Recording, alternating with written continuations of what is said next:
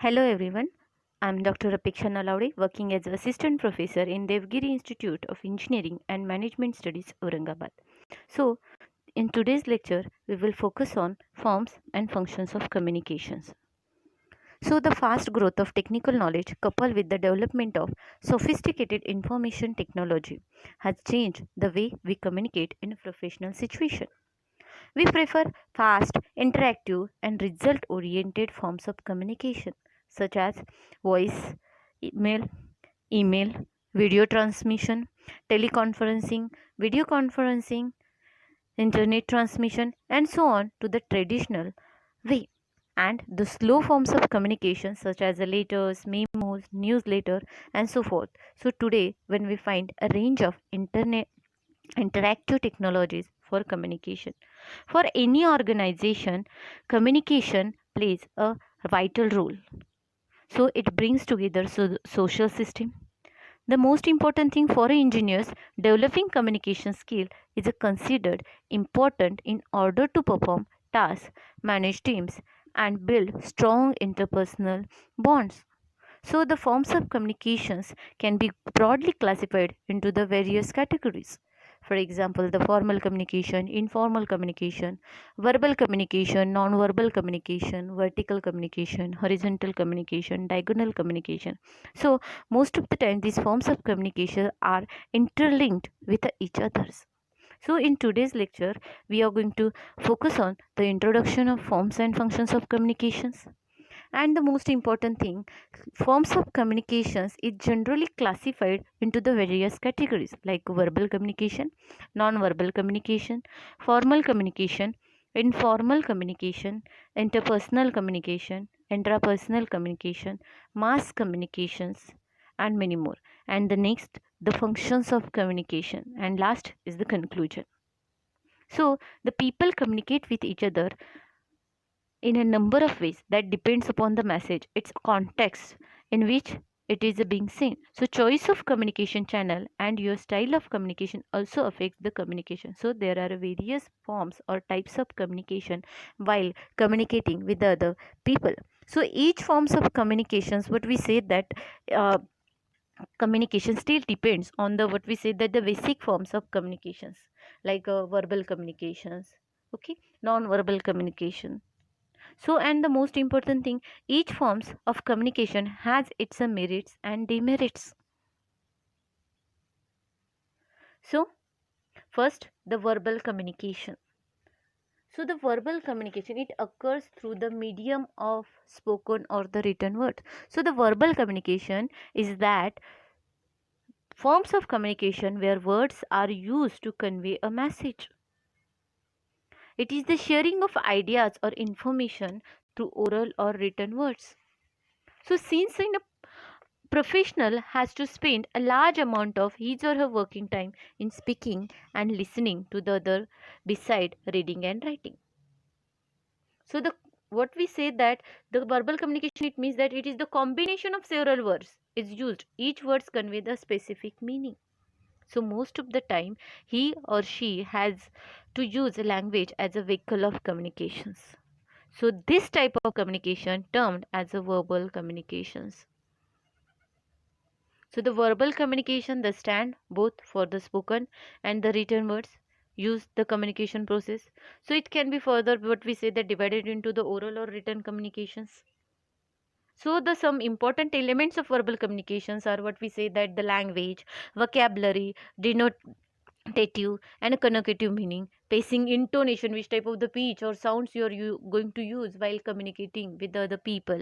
So your clarity, your we say that your conciseness, preciseness, your comprehension, how you are going to understand the other people, your brevity, your timing, and the relevance. So subtype of verbal communication, so here already I mentioned you that. So the oral communications, written communication, telecommunications, and electronic communication. Now let's see the oral communication. So the oral communication is the spoken words are used. So what we say that the oral communication means speaking to someone through the words.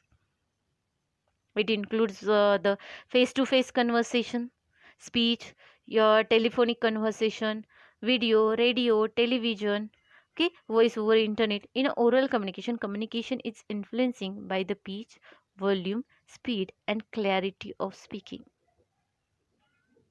So, oral communication, it saves the time and money. Here, the speaker can use his skills to communicate his thoughts in a creative ways.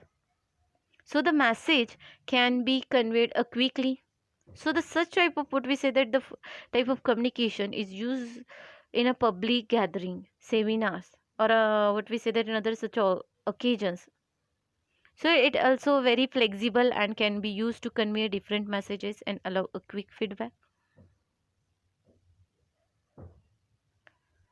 So, now let's see the written communication. So, in a written communication, uh, written signs or symbols are used to communicate.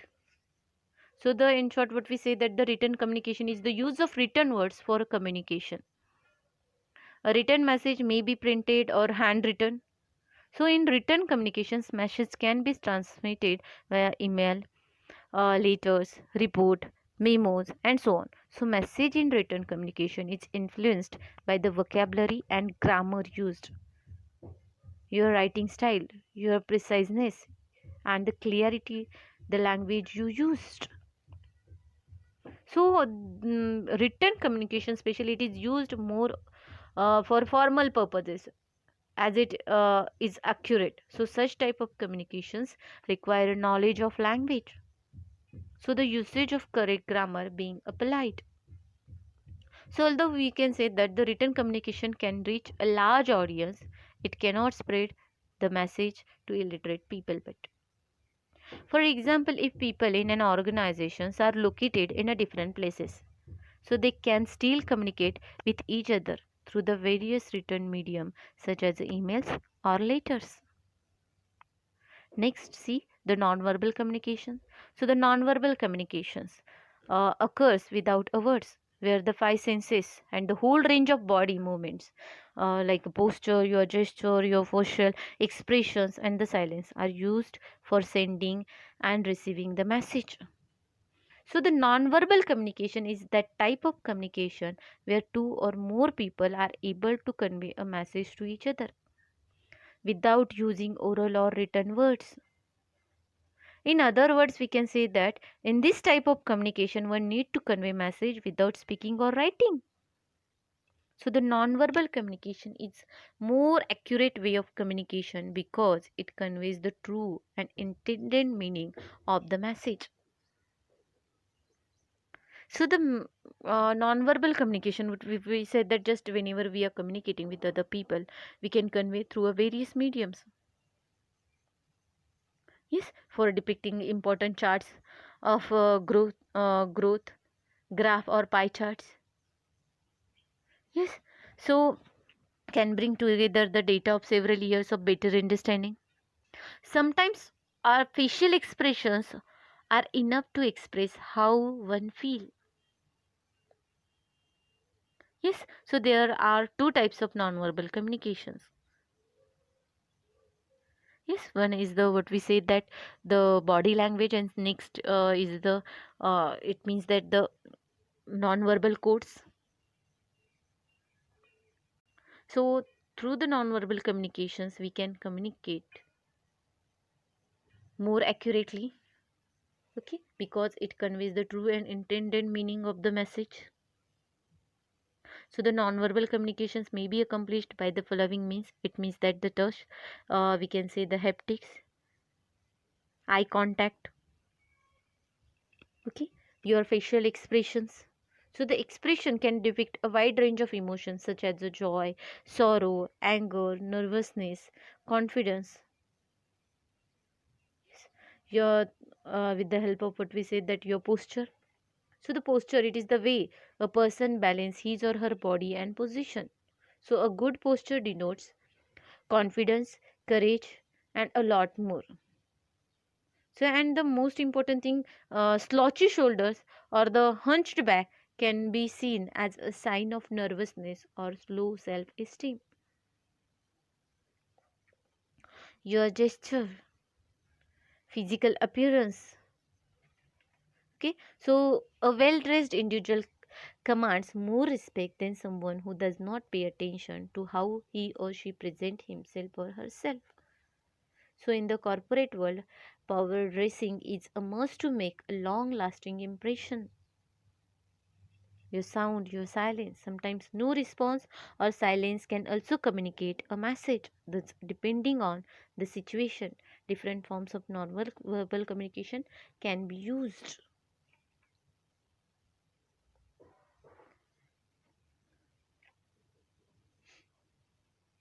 Next, see formal communication. So, the formal communication follows a line of authority and is generally used in organization to achieve organizational objectives. Okay. So, the formal communication is the type of communication where one needs to communicate in an official language. So, while communicating, he or she is required to follow certain rules and ethics. It should be well planned, precise, and clear. Formal communication is the most common in organization. It can be in written or oral forms. Formal communication can also be carried out in a diagonal, vertical, or horizontal manner. So it is the time, language, and topic bound.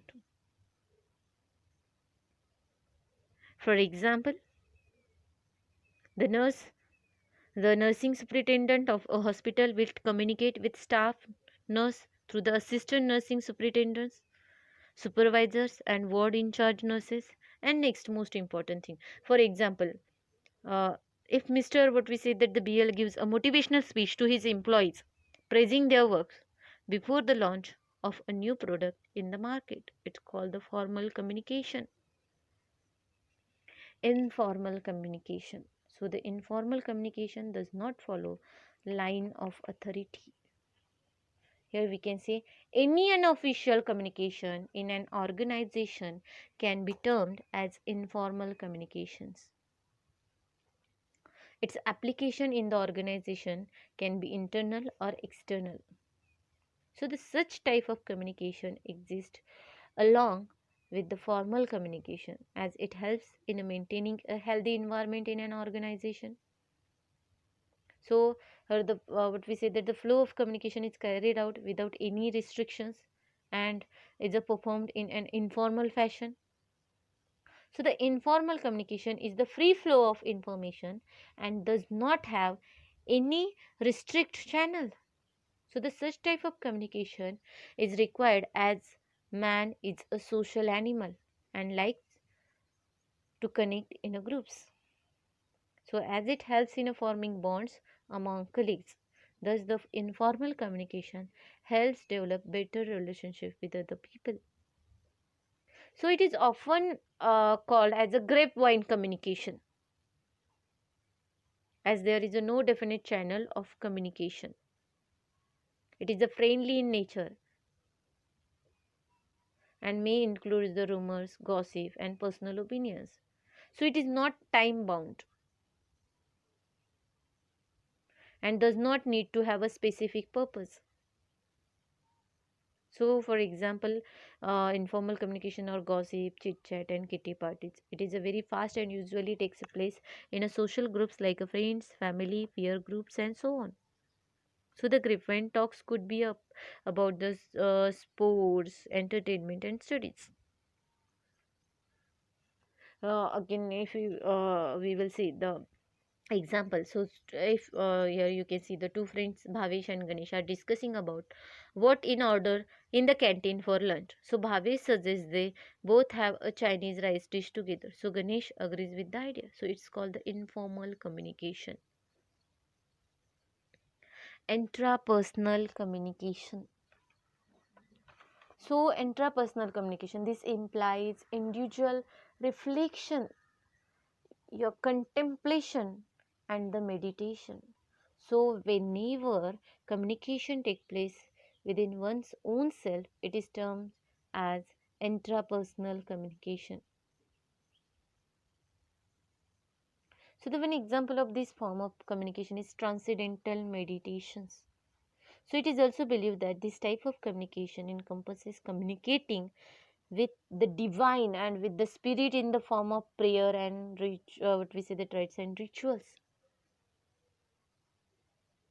So it takes a place within an individual. We may also say it is a self-talk.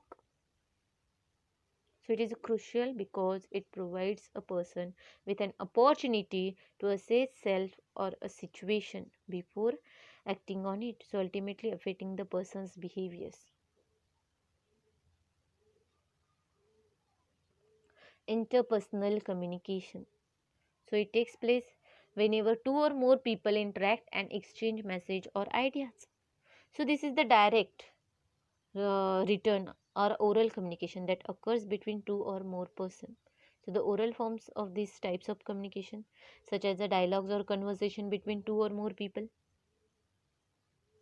So this is also one of the most common forms of communication in our daily lives.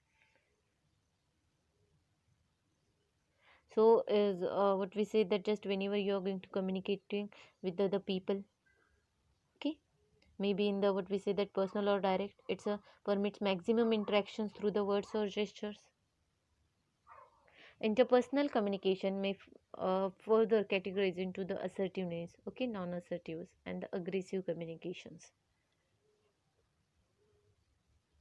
Now let's see the vertical communication. So the communication between superior and subordinate is known as vertical communication. So vertical communication may be the downward communications, upward vertical communication, diagonal vertical communications, okay, and horizontal communication. So the vertical information is the flow of information between employer and employees at high and low levels in an organizational setup. If in the organization information is passed on in an upward or downward fashion, it is called as a vertical communication. So the vertical communication is the what we say that the two types, upward and downward communication. So the upward communication here you can see means that the upward communication can be defined as the flow of information or a message from lower level inside an organizational hierarchy to higher one. Next is the downward communication. So downward communication can be defined as the flow of information or message from higher level inside an organizational hierarchy to a lower one. Horizontal communication. Horizontal communication refers to the interaction between people, divisions, departments, or units within the same level of an organizational hierarchy. Diagonal communication. Okay, the sharing of information among different level of hierarchy in an organization or among organization is known as diagonal communication. So the small group communication. Okay, an example of small group of communication is when nurse interact with two or more individuals face to face, use a medium like a conference call. Yes, so it's called the small group of communication. So fashion, care, conferences, what we say that staff meetings and reports are good example of small group of communications. Public communication. Public communications, what we say that it is generally defined as the large group of people.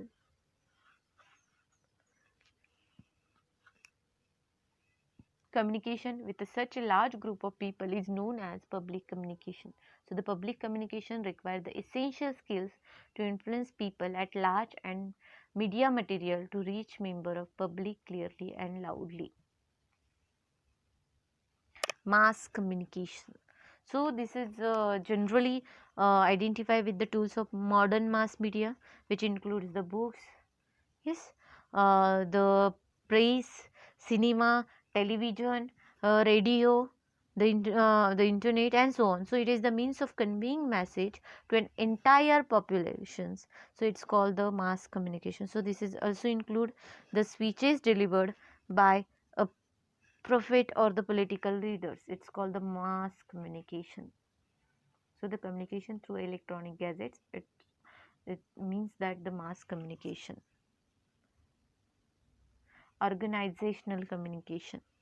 So it takes place when individuals and groups within an organization communicating with each other to achieve established organizational goals. It's called the organizational communication. Extrapersonal communication. So communication between human being and non-human being entities, it's called the extrapersonal communication. So communication does not take place only among the human being. If we observe carefully, we find that sometimes we do communicate with non-human entities such as animal, birds and so on. So for example, whenever we command our pet dog to what we say that, or cat, to sit, stand or go, they immediately follow our orders. Whenever we care them or pat on their back for doing something good, they are elated, what we say that, uh, and they start wagging their tails. So this type of communication is known as extrapersonal communication. So now let's see the one-way communication. It takes place when messages are delivered to the audience from the communicator only without constant feedback. It's called the one-way communication. So a common example of one-way communication is a lecture delivered in the classroom. Again, it's called the one-way communication. One-to-one communication. Communication between one sender or one recipient or the receiver at one time is termed as one-to-one communication. So the nurse providing information to a patient is an example one-to-one communication. One-to-many communication. So where one person communicates with many people at the same time, it is termed as a one-to-many communication. So nurse providing health educations to the community is an example of one-to-many communication. Many-to-one communication. Many-to-one communication takes place when several people communicate with one person at the same time. It's called the many-to-one communication. For example, a panel of experts talking an interview is an example of many-to-one communication. Now let's see the functions of communications. So functions of communications, here you can see, okay, the most basic functions of communication is an organizations are to inform, to persuade, control, motivate, showing of emotions and the decision makings. So first here you can see the motivations. So the motivation, communication of what we say that the fosters motivation by clarifying to employees what is to be done, how well they are doing and what can be done to improve performance if it is what we say that subpar. So we saw its operating is our review of goal setting and reinforcement theories. So the formation of specific goals, feedback on progress towards the goal, and the reinforcement of desired behavior all stimulate motivation and requires the communication. Next is the control. So communication acts to control the member behavior in several ways. So the communications have authority, hierarchies and the formal guidelines that employees are required to follow. So when employees, for example, what we say that instance are required to first communicate any job related grievances to their immediate boss, to follow their job descriptions or to comply with the company's policies. So the communication is performing a control function, but informal communication also control behaviors when work groups tease or harass members who produce too much. Now next is the interactions. Just whenever you are going to interact or inform to something, so the idea of interacting or what we say that informing within an organization is to provide data information so that employees can effectively complete their jobs. Provide information, it means that the information ensures that an employee is aware of the rules and the procedure of an organization. So it also eliminates the job uncertainty for workers when they are fully informed. Next, the provide feedback. Okay. So the most important thing here you can see, just for many employees their work group is the what we say that primary sources of the social interaction. So feedback again play an important role or vital role while communicating with the other people. And last is the conclusion. So the forms and functions of communication, it is important tool in our day to day life.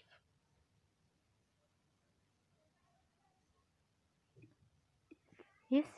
So the effective only when the message is received in the same sense what is want to send.